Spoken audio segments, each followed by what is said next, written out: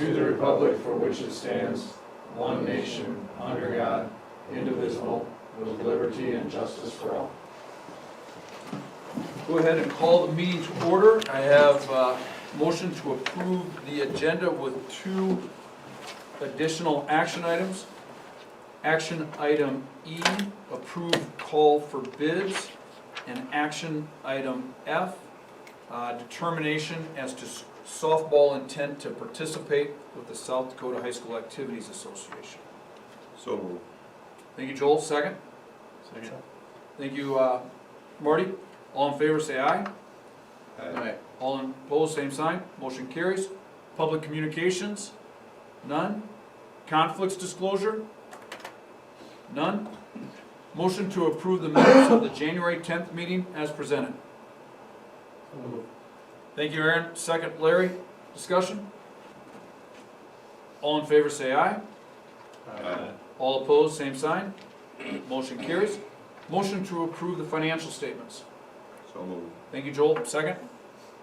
Second. Thank you, Larry. Discussion? All in favor say aye. Aye. All opposed, same sign. Motion carries. Motion to approve the claims. So moved. Thank you, Marty. Second. Second. Aaron. Discussion? Give me a second.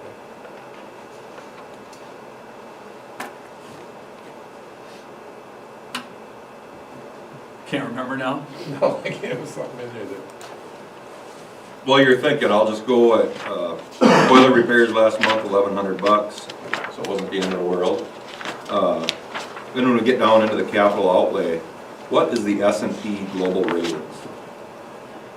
That is for the building project, Yep. and it is, I have it right here.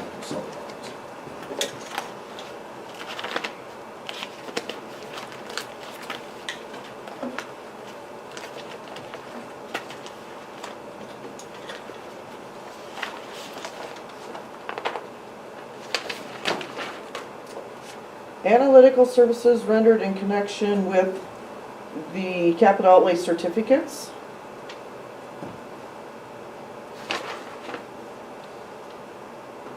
It's Standard & Poor's Financial Services. Okay. So would this been part of the kind of the fee structure that they gave us originally, or is this in addition to? This is part of the original fee Okay. structure. Yeah. That's Toby's. Correct. The other one was, oh, I know, with AI, I see that in there. I've got everything in my hand. Good point. I see a bill, but I don't have anything in my hand. For Architect Inc., yeah, that's 2 months. And that's for the services they have provided Yeah, up to, I know what it's for and everything, I was just, He doesn't I'm have just a making, product. I was just making a comment, I don't Okay. have anything in my hand yet, but the oh, bill's piling up, which I understand. It was just a comment. okay. And we'll get into that quite a bit more, Jim, won't we, in your report? I'll give you the, yeah. But Okay. I agree with Larry. Any other discussion in regards to claims? All in favor say aye. Aye. All opposed, same sign. Motion carries. Motion to approve, apologize, back to my notes here.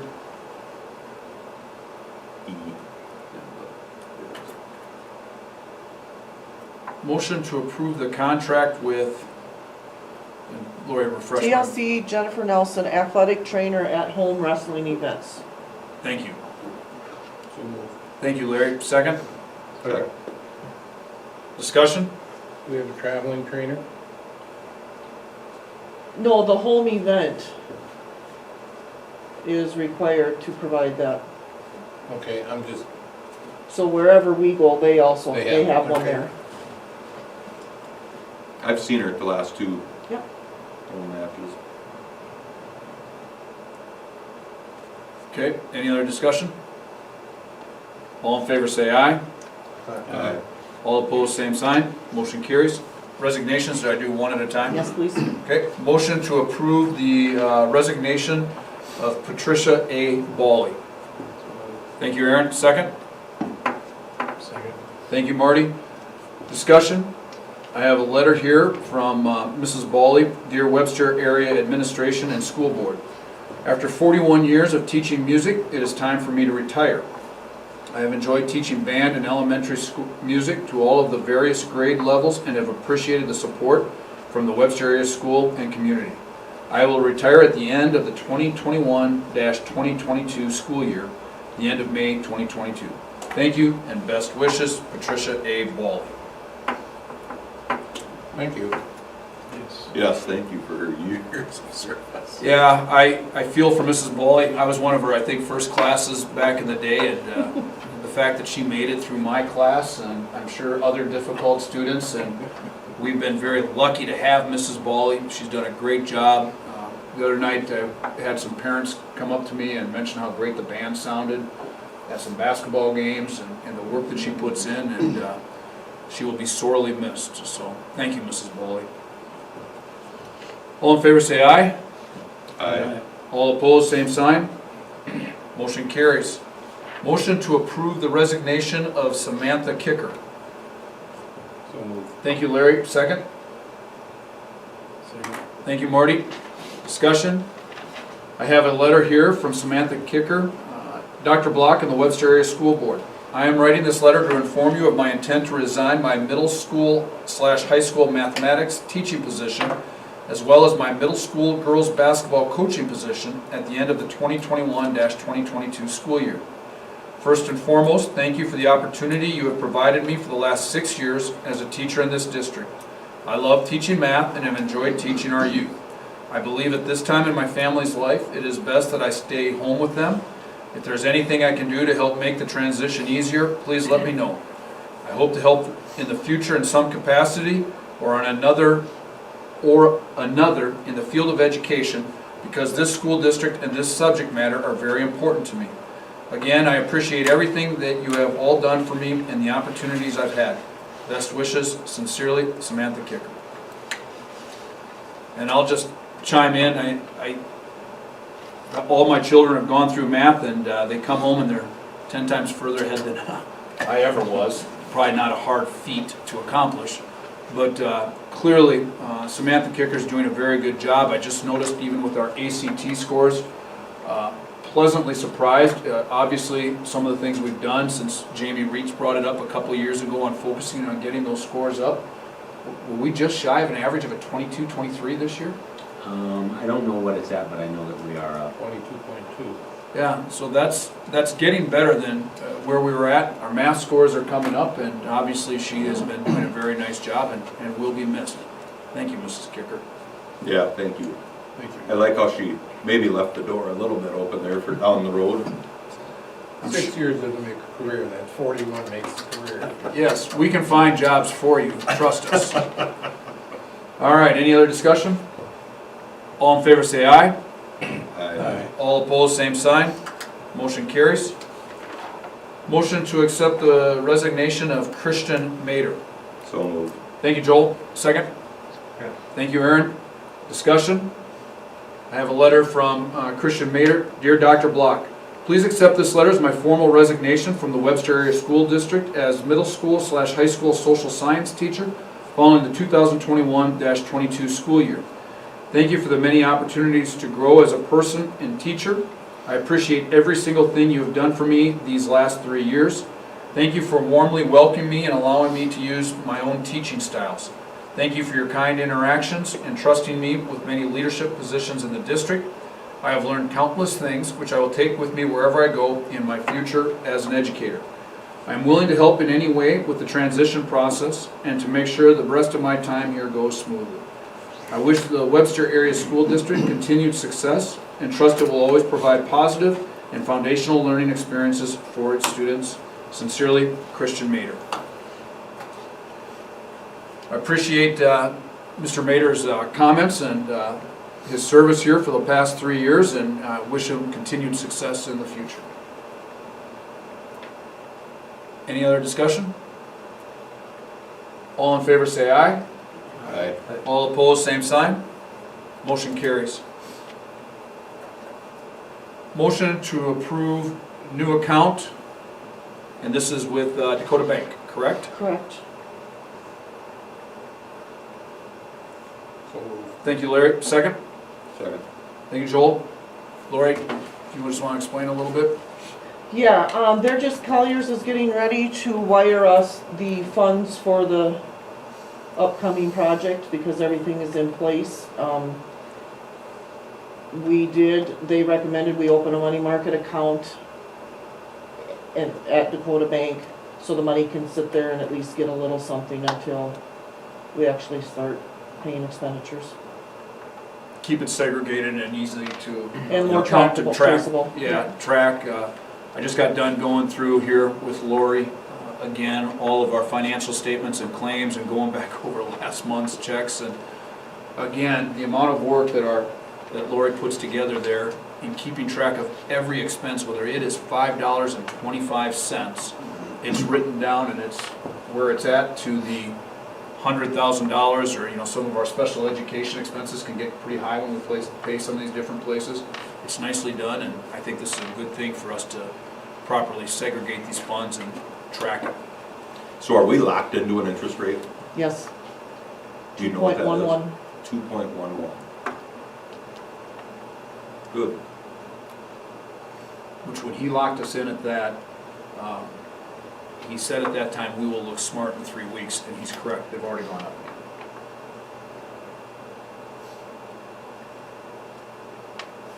Any other discussion? All in favor say aye. Aye. All opposed, same sign. Motion carries. Motion to accept the Webster Area Education Association intent to negotiate letter. So moved. Thank you, Marty. Second? Second. Thank you, Larry. Discussion? I have a letter dated February 11th, 2022 from the Webster Area Education Association. Dear Webster Area School Board, with this letter, please consider our formal request to begin the negotiation process for the 2022-2023 fiscal year. The Webster Area Education Association asks you to select dates for actively negotiating, with our preference being on or after April 19th, 2022. This allows the legislative session to conclude while providing both negotiating parties time to prepare. Please contact us at your convenience with a date. Thank you, the Webster Area Education Association. Naturally, this is a formality. What I think we would like to make sure that we do is the Webster Area Education Association, the fact is, and everybody knows this, is a smaller group than the rest of the staff. The overwhelming majority of the staff are not members of the Webster Area Education Association. Now, I recognize the Webster Area Education Association has been chosen to do their negotiations. I hope that we can do it again in the process that we did last year, where we were able to meet with the Webster Area Educational Association. But at the same time, I believe the rest of the staff, whoever wished to be so, was present in the library, and we had a chance for the negotiators to go back and forth and to present directly to staff and answer questions from the general staff. I think that is very important, that we can get as much communication between the staff and the board as possible. It's much better to hear it straight from the horse's mouth. And if you have a question, for the staff to be able to come to one of us 5 board members at that meeting. I thought that worked very well, and I hope that the staff can do that again this year. Other comments? Yeah, I mean, I echo those comments. 2 years ago, we just had a serious breakdown in communication. I voted against accepting this letter last year, and I don't want to do that again, but I want it to be known, we are here to have an open negotiation, and I feel we need to do it with as large of a group as we can. And last year went well. We had very good communication, I thought. So I would go along with it this year and hope that we have the same results that we had last year. Yeah, really, we want to keep things as transparent as possible. Well, Joel, a couple years ago, last year, we laid it out the steps needed to take if they wanted to change who negotiated or whatever. It was in their court. I agree with you. We want to, but still it's in their court Correct. to handle who does the negotiating. Correct. It doesn't have to be the W area. Yes. It can be That's correct. the other, Correct. if they so choose. Correct. Okay. Any other discussion? All in favor say aye. Aye. All opposed, same sign. Motion carries. Motion to approve a call for bids. So moved. Thank you, Joel. Second. Second. Thank you, Marty. Discussion. So we may want to, I mean, this will probably be our boiler CTE project discussion that we normally have is lower, so I think we can go ahead and discuss it right now. The gist of it right now is, our current timeline is not where we want it to be, I'm just gonna be honest.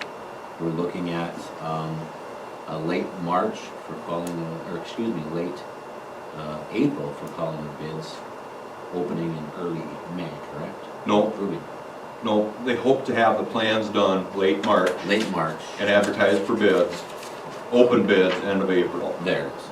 Yep. So that's the timeline of the entire project. What they're asking for us right now is to consider calling for bids on equipment only, because it's one of the things that is typically a delay with the whole atmosphere of construction and things like that right now.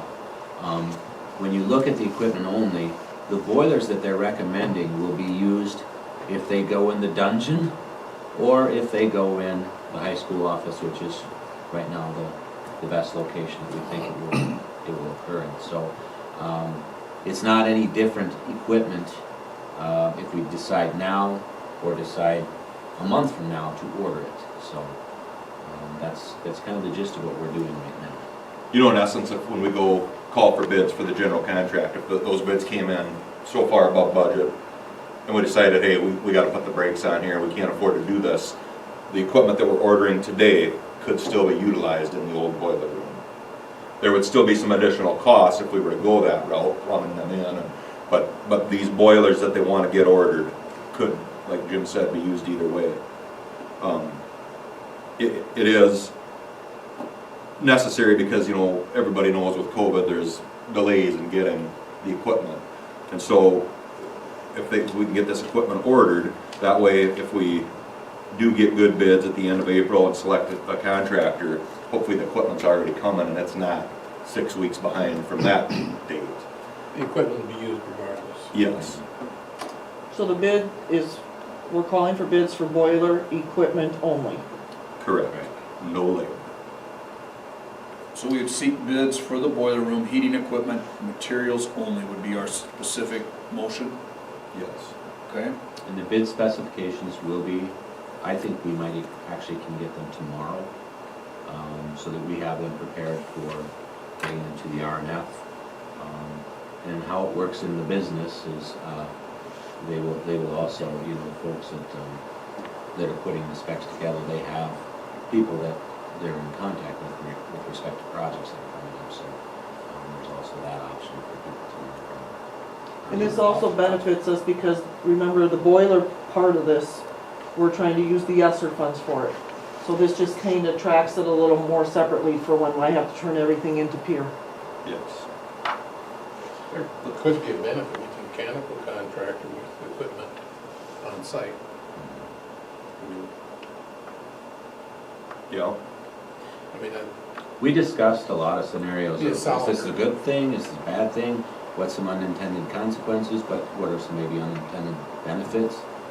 And so, after our discussion, I feel confident that this is what we need to do. Larry, I went into this meeting thinking, I don't know about this. This is kind of putting the cart in front of the horse. I left the meeting thinking, this is pretty smart, actually. We need to get the equipment regardless, no matter what way we go with the project, we need these boilers. So let's get them coming. there's one less unknown. Yep. To kind of go back to your thing, Larry, the reason we don't have anything in hand yet, the holdup right now is the electrical engineer. I saw that. And I tried to, Probe a little bit as to where. yeah, you know, kind of find out why. I said we're gonna be answering some tough questions from the board members as to who's the phantom problem here. And anyways, they feel very comfortable, both Patty and Travis. They want to work with this. I wrote it down here. Associated Consulting Engineer. Associated Consulting Engineering out of Sioux Falls. Brad is the gentleman's name. Very highly recommended. It only focuses on schools. he's just backed up right now, and you know, they said they even considered going elsewhere, but if they were to start over, it'd take months to get a new electrical engineer caught up. So I think it's just, unfortunately, what we're gonna have to deal with here right now.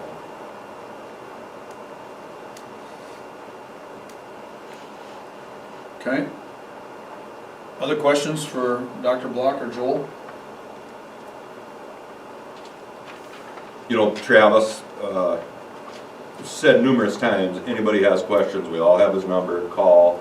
He actually offered a set of plans for the proposed boiler room up here, but we just said, let's just hold off on that because they're not finalized yet. But I mean, they're working on it. Things are moving. Okay. Any other discussion? So I can give you a little bit more information regarding the overall project. We are working with Patty, and have been working with Patty quite a bit to finalize the actual floor plans. And we've reached the point where they're actually figuring out, okay, where the outlet's going to be in this electrical engineer. What power sources are required for the equipment that's going to go in the ag shop, what power sources are required for the wood shop or the construction shop. So we've been working diligently to get the floor plans finalized. I think we're really close with the floor plan itself. I would bet that we're probably going to be to that point within the next week and a half. With respect to the workforce grant, today the workforce grants opened up. Just a reminder, if you're not don't recall what those are, we received a workforce grant in 2017 to help pay for a good portion of the equipment that is now in the facility on Main Street. And so I have about half of the grant written. I'll be contacting local business and industry folks that we can get some support letters for. And the grant itself is due March 30th, and they'll I think announce the awards in mid-April. I'm just going to be honest with you. I think with us receiving a grant in 2017, there might be some limitations as to whether Webster gets one. They only give out, it depends on what people ask for, but most of the grant applications are going for the maximum amount of money, which is $225,000 per grant cap. And so they typically have 4 for that, $900,000 amount. I'm hoping that there might be some additional funds allotted for this. Maybe the state will do that, but we have no indication that that's the situation. So I'm going to write this grant as a facility grant, modeling after our 2017 grant application, as well as the grant application that Rossolt put together a year ago that was approved. These are approved grants. I looked a little bit at, is it Vermillions, I think? No, Brookings. And so I'm trying to put together the best grant that I can, hoping that we can get the funding. If we don't get the funding, what I would propose we do next year is the same thing, write a workforce grant, and perhaps maybe equipment for the FACTS program could be included, because we're going to be looking at approximately $140,000 just for the commercial equipment that goes in that facility for that program alone. So I think there's a good chance that we can, and I'll go for both. If we get it this year and I apply for next year and we get it, great. We're going to try to do the best we can with it. So beyond that, unless you have questions, it's just been an ongoing process. Meeting with teachers, meeting with, I don't know how many times that Patty and I have had team meets with specific ones. She's trying to take care of the needs of each of the programs, as well as kind of keep things under control so we don't have too many wishes going on, which is difficult. That's a challenge, I will say. I've thought, Jim, since we left our meeting today about, Jim's getting to the point in the planning, like, what are we going to do when we close this classroom, or we start where's he going to go? How's that going to affect all these things? And I think one thing, once we do get a set of plans, it'll be really important to look at within her scope. In the plan, she's going to have some sort of a schedule, and trying to really key in on that and try to look into the future and help you, because you are gonna have a lot of decisions to make The there. majority of this transitional plan is actually pretty nice. If you build a CTE facility on the south end of the building, that's all fine and dandy with respect to the programs that are in the 50s wing on Main Street. Because once the facility's done, they move in, there's really not a lot of disruption in the programs. It's, if in May, we move the stuff out of my office and Kelly's office area, and then we gut that room and make it a boiler room, where do I go as a principal? Where does she go as a receptionist? And so those transition things is what I'm trying to, Yeah. in my mind, put down, okay, these are the things that we need to start planning for, so. You know, getting kids in and out of the building, there's just a lot of things there. Okay. I don't think I'll have my desk on top of the boiler, but you never know, it's an option, or behind it. All right, any other questions for Dr. Block? Sounds like you're on top of it, appreciate everything you're putting together here. All in favor of the motion to seek bids for the boiler room heating equipment materials only, say aye. I- All opposed, same sign. Motion carries. Okay. Motion to approve or not approve a softball intent to participate letter from the South Dakota High School Activities Association. So moved. Thanks, Larry, throw me a bone. Second. Second. Thanks, Marty. Discussion. All right, complete this form and return to the South Dakota High School Activities Association no later than February 15th, 2022, so we're under the gun. We plan to participate as school-sponsored softball team in the spring of 2022-2023 school year. We plan to participate as a school board-approved transition team in the spring of 2022-23 school year. Our school will not be participating at this time. Those are our three choices. And is it my understanding that the recommendation is we're not participating at this time? We just don't have a team together yet. Is there interest? I can tell you that that's a recommendation from Mr. Mines, and I would concur. The conversations that we've had at superintendent's meetings, and this is my observation, what I would say is in place is the schools that already have kind of an established program, and they're sort of what I would call die-hard softball programs, they have interest in it. The only other schools that I saw have interest in is maybe the larger schools, and many of them are already doing some sort of club sport. The majority of the smaller districts our size and smaller were like, yeah, I don't know if we can take on another program, or if we can find coaches, or if we have the numbers to justify. Even if we did say yes, it doesn't commit us to it, but it does open up the opportunity for that to be another program that we'd have to find coaches on. Greg, do we even have a girls softball team in Webster during the summer, or do they travel right now and participate in the community? I'm trying to think, we did a couple of years ago, but I'm not sure if we did this last summer. I don't think there was enough to have them, but I could be wrong. I haven't seen it. I know that there's some girls from up here that are on traveling teams in other towns. Right. Does this create a balance issue between female and male? No issue? No. And the Title IX expectations is really not on the number of sports, meaning like if 6 boys sports and 6 girls sports. It's on the number of participants. So, and that's where Title IX is always trying to push more participation by the girls, because football in itself just completely imbalances the participant numbers, even from the get-go, because of the number of participants in football versus any other sport in high school. So we actually have more volleyball players than we do. I think we do this We year. do, this year, yeah. I think we have more boys basketball and girls, but now wrestling, I mean, it's more track, cross country. And there was discussion too, was this gonna happen in the fall, was this gonna happen in the spring?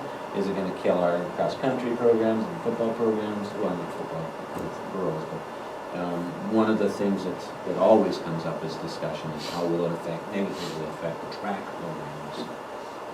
I have no idea when these seasons normally occur. So would this be a spring program? Yes.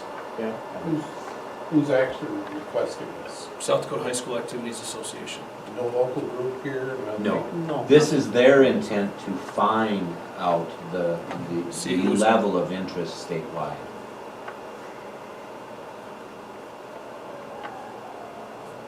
I guess I'd like to see, from my point of view, some interest before we. I think we keep it on the radar screen if I'm getting it right. You know, if there's all of a sudden some interest, maybe we can try to put it together, do it right.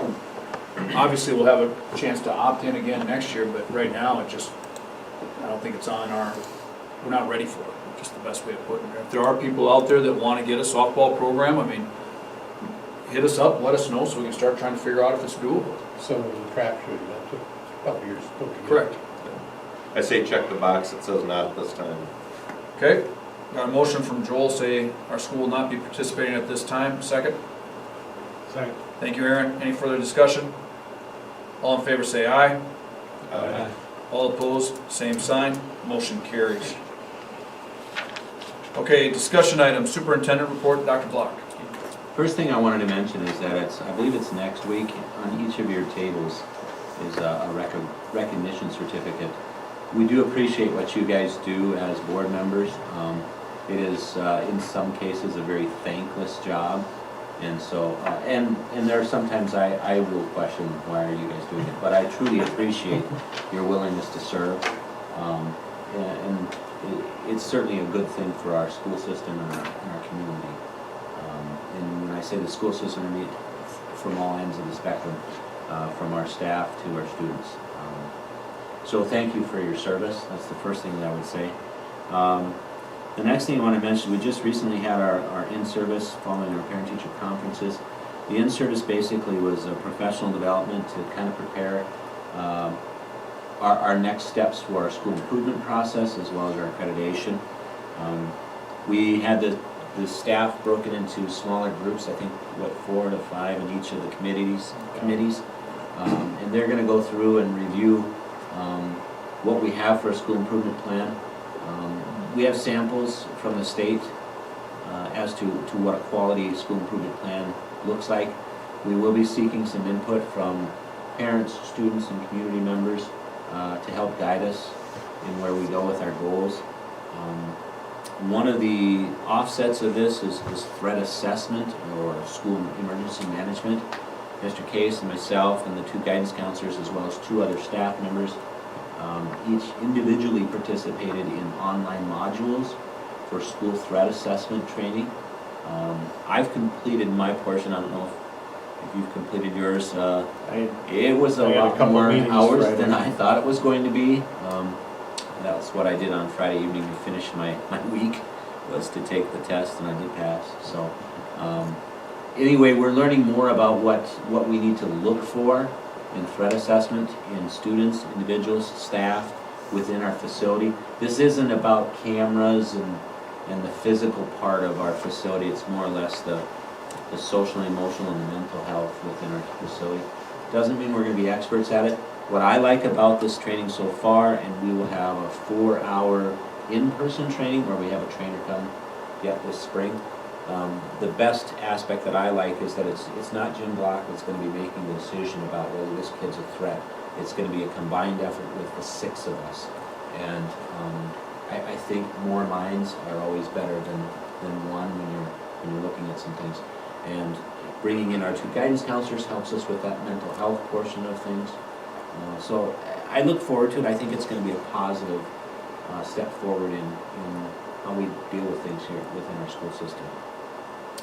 One of the main things that we will be looking at in March is aligning our teachers' lesson plans to the state standards. That is, for whatever reason, it's a very strong focus within the accreditation review process. And so, because I think it's a strong focus, we need to make it a little bit stronger focus ourselves. And so we're going to utilize our own resources here. We have some staff members that have some experience in writing quality lesson plans that are aligned to the state standards, and so we're going to do that. And it's basically going to be a sharing session within our staff. Those that have quality samples, we just want them to show how they do it. And the state has some resources available online as well. All that said, it's above and beyond what you do in the classroom. It will be a lot of extra work for our staff.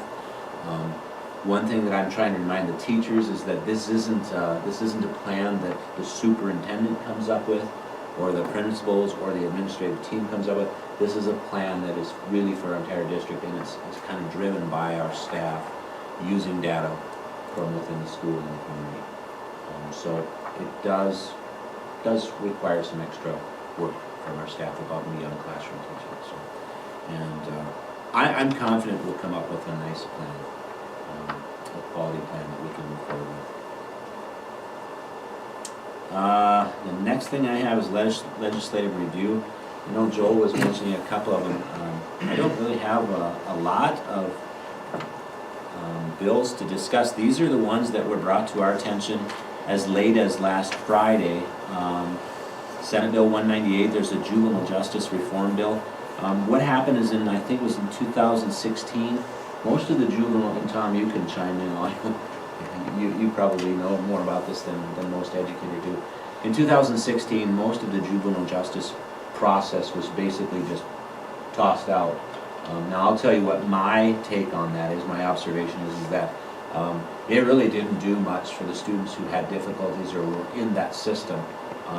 And the state people who support not doing anything, not funding anything, will say, well, we don't have this, we don't have the issues that we once used to have with juvenile justice. Well, the reason we don't is because nobody's keeping track of it. It's still there. We still have the troubled students. We still have the truancy. We have all kinds of disruptive behaviors and in some cases some criminal behaviors outside school that affect how they function here. And so that we've been trying to give anecdotal information to the committee as well as our lobbyists, so that we can convince them that there needs to be something put in place. Our hopes, if this actually moves forward, is that there will be at least a study this coming summer, so that they can figure out what we can maybe propose for legislation to reinstate some of this process in the following year. Now, having said that, it's very possible this might have died on the floor today. I don't know. I didn't go and check things out. House Bill 1261 is retire rehire bill. I'm not sure what's going on with that, but I think it was proposed to help with the teacher shortage, but there's some internal conflict with people associated with education. The South Dakota retirement system is going to say this is going to kill our program, it's going to kill our fund, can't do it. Yet I think they're trying to come up with methods so that it doesn't cost additional funds to allow it to happen. And so, in essence, it's a bill to say that we will allow people to retire and rehire without maybe as severe penalties as we currently have. But I'm not familiar with the specifics of it. And then the House Bill 1337. Has that one? That is the one on the critical race theory.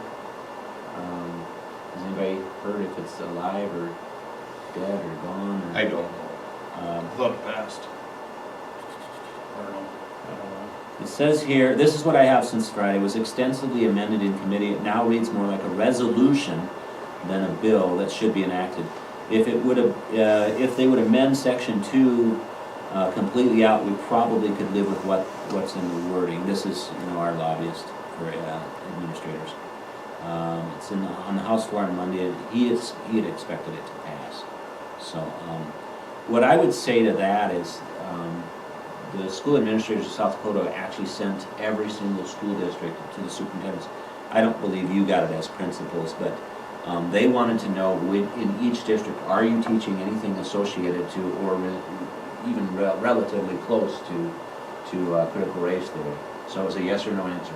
And then the other column was, if you are, or these things are occurring in your classrooms, will there be corrective action? I'm here to tell you, folks, I don't believe anything like that's happening in our school system. I really don't believe it's happening anywhere across the state. This is a kind of a national agenda that I think has gotten out of hand and I don't think it's affecting us in South Dakota. Now, if they want to, and I say they as in the legislature passes this and starts mandating that we can't do this, can't do that, can't do that, we'll do what we have to as a school system. My only fear is that I don't want to kill any sort of chance of what I would say is healthy debate within the school system. Now, that debate could be questionable as to whether it's second grade or your government class. I personally don't believe there's any indoctrination going on within our school system with either side of our political parties, I should say. And if it's happening, I'd like to know about it so that we can have a conversation and fix it that way versus a law. So much of the legislation this year, I went to the delegate assembly this year, it's the first time in probably over a decade, and so many of the bills, one of the main topics was, does that really need to be a law? Can't we have local decision makers take care of that? Does it need to be a law? So that's one of the biggest issues. The other one that I have on here is Senate Bill 139, charter schools has passed the Senate. Hopefully leaving House Education Committee in a couple of weeks. This, as I understand it, it will provide public funding for private schooling. I'm adamantly against any sort of public funding going towards private schooling. I have to be. I'm a public school administrator. I'd be crazy not to. I have no issues with private school students participating in our activities. I can live with that. But if you start picking apart the funding system, you inevitably will cause some serious damage to a system that educates everybody. So that's where I stand on that. Wasn't there one bill where they were going to provide funds for extracurricular activities for homeschool students? I wasn't aware of any extracurricular activities, but these funds here, and I'll just throw out a scenario. As I understand it, the funds could potentially be used for a private school. They could be used for a charter school. They could be used for parents who run their own school. And so in essence, you could have parents that could potentially collect public funds to homeschool their children. Now that's fine in what I consider, or when you talk about the legitimate homeschool programs. And we have some excellent homeschool programs within our school district. I can tell you that, we do. What I have a hang-up with, and every educator has a hang-up with, is the unintended consequences that come out of a benefit like that for somebody that's running a legitimate homeschool program versus a family that just says, you know what, I can collect whatever the money amount would be, and little Johnny can sleep in every morning, and we're not going to do it. The same concept happens with the participation. There are some school districts that really have a strong, serious fear of kids who are just going to homeschool and then get to participate in all the sports they want with no accountability whatsoever. I don't see that in our district, but I do believe that it could happen in our district. It's just not present right now. Participating in the delegate assembly was, I'm glad I went again this year. It was an enlightening experience again to hear the different perspectives, even within the school entities. The business managers have their, well, we thought they were all off the rockers, but the business managers had their content, and then the elementary principals would have their representation. And so there's a lot to every single topic. There really is. There's 2 sides, 3 sides, 4 sides in some cases. All right. And that is what I have. So. Any other questions for Dr. Block? Yeah, well, I want to talk just a little bit more. We've talked a little earlier about this 1327 bill, and I don't know where it's at, but that's the one where they were talking about repealing that 0.5% sales tax because they have a surplus. And it kind of leads into negotiations and just making the general public aware that, I read the columns in the Reporter and Farmer from our senators or legislators, and, you know, we need to be involved. They need to hear from us because, you know, we all heard Governor Nome present a 6% pay increase. And now they're talking about reducing the sales tax by 0.5%, which, in my opinion, we've never seen that, you know, that 0.5% sales tax that was enacted in 2016, Governor Dugard and the Blue Ribbon Task Force. I have never seen a line item that says, here's what you got from that. Put it towards your teacher's salary, which, by the way, they're mandating teacher accountability. You know, so we need to be, not only us, but the public needs to be paying attention to that, because if they start pulling funding and they're requiring us to raise, you know, teacher salary, where does that money gonna come from? The local taxpayers, when it could be coming from the state coffers, which then you're getting money from all over the place. Is that gaining any traction? I did just read an article online that said Governor Nome at this time does not support lowering taxes because They were arguing removing sales tax on food. versus that was one of That was the, one of the alternatives. Yep. You know. So I don't know, and I think it was in this week's, I think it was Senator Roll said that he's been talking to all the school districts. And to my knowledge, he has not reached out to us. And I wonder if we should be reaching out as a school district to our representatives and asking them to update us. Keep us in the loop, I don't know. So the contact that I've had with Senator Rawls is Justin Peer. That was the first time I met him, first contact that I've ever had with him. Now, it goes two ways. Usually when there's a topic that SESD or ABS, Associated School Boards, if they contact us as a school administrators and say, we really need support on this, or we really need to see this one rejected, it's just not going to be good for education, then I do reach out to them. I had not yet reached out to him for any particular topic. Sure. Our other two legislators I have, and so I'd just like to see us keep that line of communication open with them.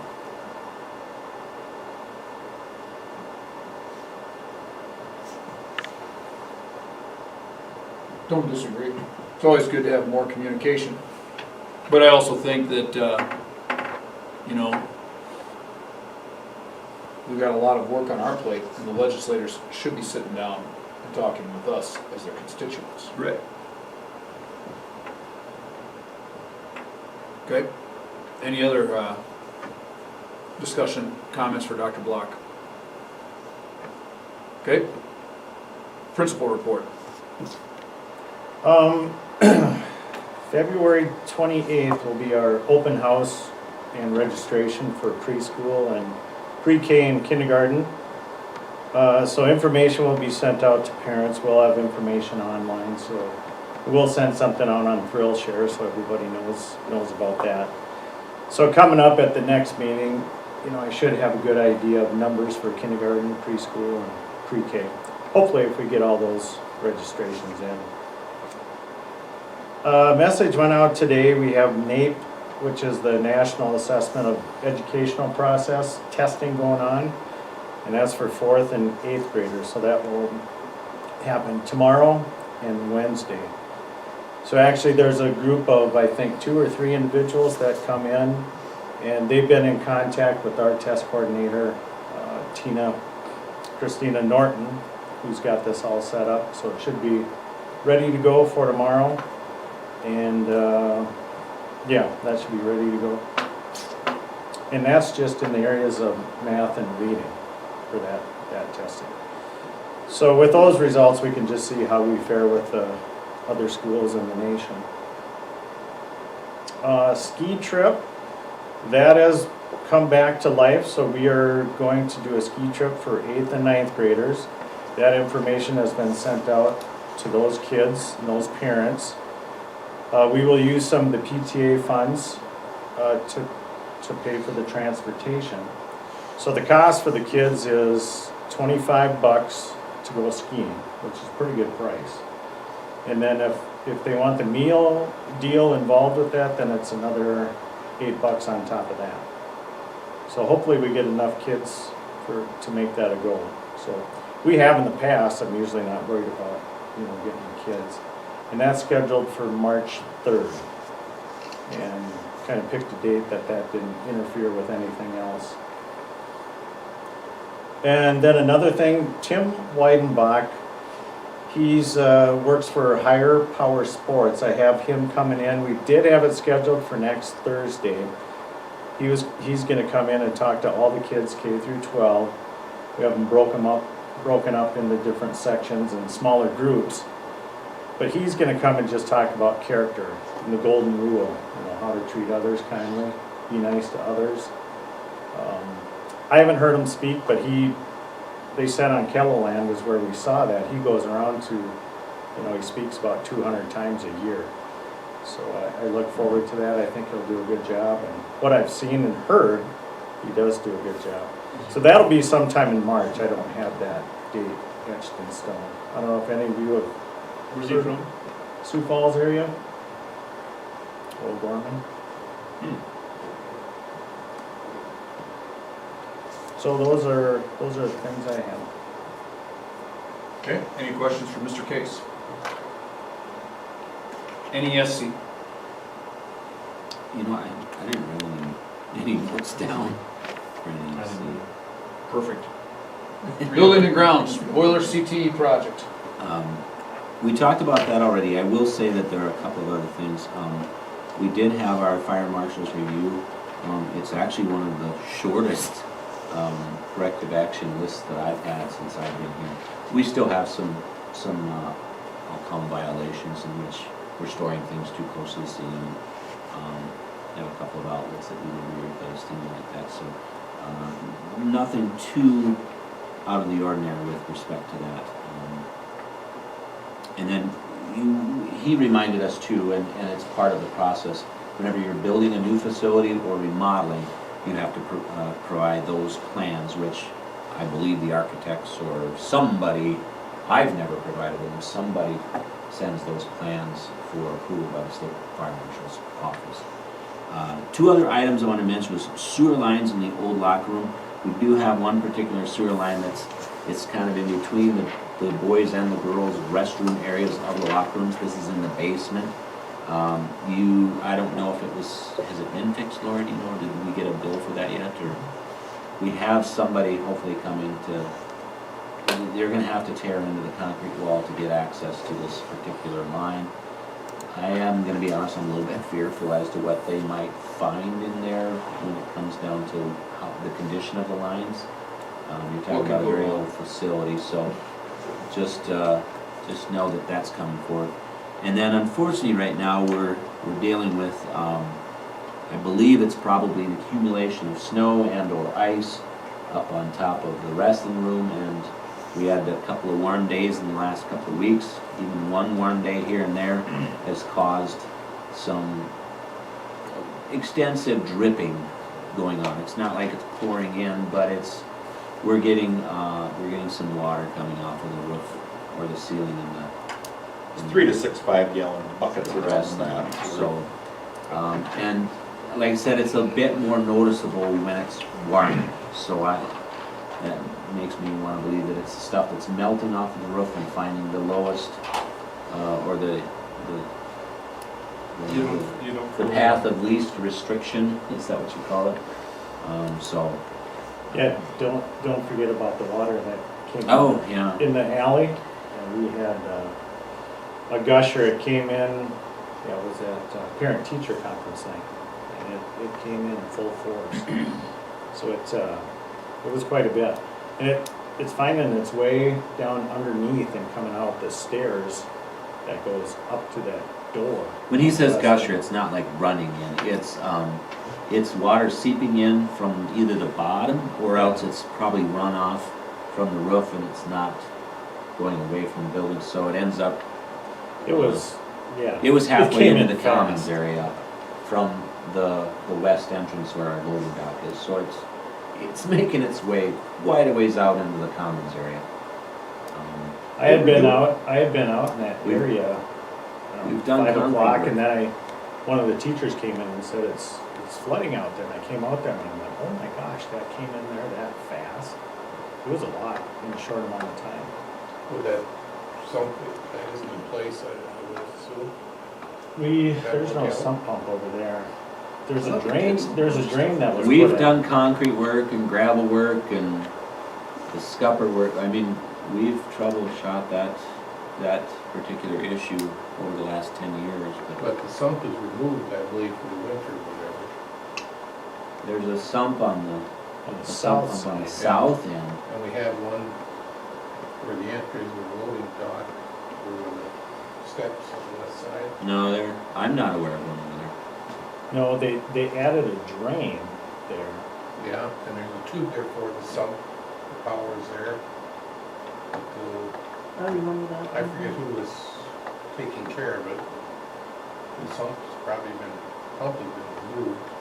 I know it had in previous years. Yeah, did Larson's come in and do that? I think Rob did that. Yeah. I think so. I will have to go look. I don't know what you guys are referencing. I know that we have a sump pump on the south end. Then we have one on the west entrance. Well, Larry? Sounds Not like you saying got a it's job. Not saying it's in place. You can come investigate, we'll look We at did it. purchase one for that. Okay. Anything else on buildings and grounds? All right. Next meeting, I believe, is Monday, March 14th. Any issue with that? Okay. Go ahead and motion to move into executive session for personnel. We won't be doing administrative evals tonight, but just personnel. So move. Thank you, Joel. Second. Marty, discussion. All in favor, say aye. Aye. All opposed, same sign. Motion carries. We'll go, want to go in that other room,